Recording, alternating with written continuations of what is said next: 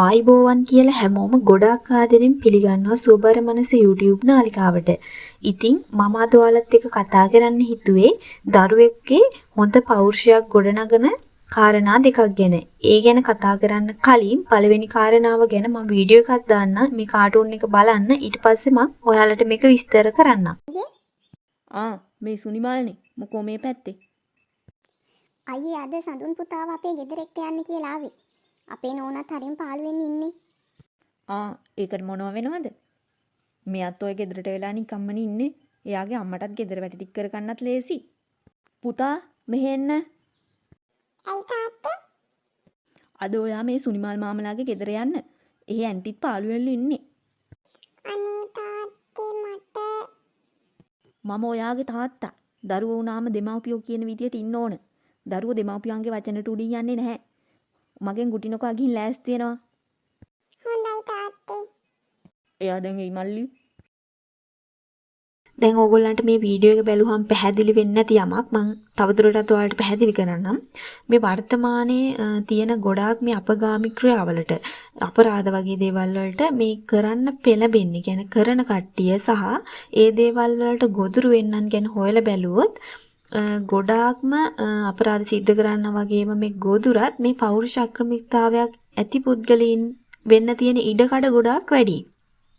විශේෂයෙන්ම ගත්තොත් අපේ දෙමව්පියන් මේ දරුවන්ව කීකරු කරන්න කියලා කීකරු දරුවෙක් කරන්න කියලා ගහලා බැනලා කියන ඕනිම දෙයකට ඔළුව නමන හා කියන දරුවෙකු හදන්න උත්සාහ ගන්නවා. ඉතින් මොවුන්ට කවුරුම හරි පුද්ගලයෙක් කවදම හරි දවසක ඇවිත් යම්කිසි ඉල්ලීමක් කළොත් ඔවුන්ට නැහැ බෑ එපා වගේ ප්‍රතික්ෂේප කරන වචන භාවිතා කරන්න තියෙන හැකියාව ඉතාම අඩුයි. විශේෂයෙන්ම මත්ද්‍රව්‍ය ගණිකා වෘත්තිය වගේ දේවල් ගැන ඇතුළාන්තයේ සොයා බැලුවොත් අනිවාර්යයෙන්ම මේ පෞරුෂ අක්‍රමිකතාවයේ බොහෝ පුද්ගලයන්ගේ දකින්න පුළුවන් ඉඩකඩ වැඩි. ඒ වගේම තමයි දරුවන්ට යම්කිසි නියෝගයක් ලැබෙනකොට ඒ පිළිබඳ ප්‍රශ්න කිරීමට දරුවට ඉඩකඩ ලබා දෙන්න ඕන. ඒක මම මෙතන වීඩියෝ එකක් දාන්න. ඒ වීඩියෝ එක බලන්න. එතකොට ඔයගොල්ලන්ට ඒ ගැනත් පැහැදිලි වෙයි. සඳුන් පුතේ මෙහෙ එන්න. ගිහින් ඔයාගේ පොත් බෑග් එක අරන් එන්න. ඒයි තාත්තේ? තමුසෙට එපැහිච්ච කම් වැඩක් නැහැනේ. දෙමාපියෙක් දෙයක් කිව්වහම ප්‍රශ්න අහන්න පුරුදු වෙන්න එපා. ඒක කරන්න ඉගෙන ගන්නවා. හොඳයි තාත්තේ.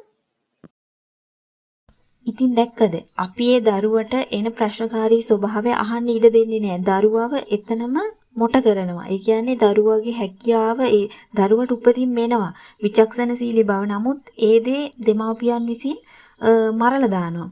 ඉතින් එහෙම කරන්න එපා. මම අද ඔයාලට මේ වීඩියෝ වලින් පැහැදිලි කරලා මෙහෙම ඕගොල්ලන්ට විස්තරාත්මකව පැහැදිලි කරන්නේ මේ දරුවෙක් හදනකොට ගොඩක් පරිස්සම් වෙන්න ඕනේ. ඉතින් අපි අපේ ලේසියට පහසුවට කීකරු ඉන්න කියන තැන ඉන්න එහෙම දරුවෙක් හදන්න එපා. ඉතින් අවාසනාවට මේ දෙමාපියන් මේ හැකියාව දරුවාගේ තියෙන සියලු හැකියාවන් විනාශ කරලා දානවා කීකරු දරුවෙක් හදන්න කියලා.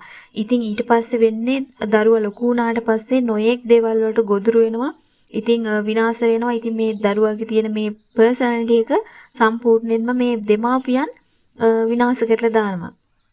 ඒත් මම ඔයාලට ආදරෙන් මතක් කරන්නේ තමන්ට ලෝකෙට අහිතකර දෙයක් කරන්න කවුරු ඉල්ලීම් කළත් ඒක කරන පුද්ගලයා වැඩක් නැහැ. කවුරු කරත් ඒකට මට බෑ කියලා ප්‍රතික්ෂේප කිරීමේ හැකියාව තියෙන හොඳ පෞරුෂයක් තියෙන දරුවෙක් ගොඩනගන්න නම් ඒ දරුවා තුළ තියෙන පොඩි කාලේ තියෙන මේ විචක්ෂණශීලී බව නැත්තම් තමන් අකමැති දෙයකට නැහැ බෑ කියන්න පුළුවන් ශක්තිය ඒක විනාශ නොකර යහපත් විදියට දරුවෙක් ගොඩනගන්න කියන දේ තමයි මට ඉල්ලන්න තියෙන්නේ.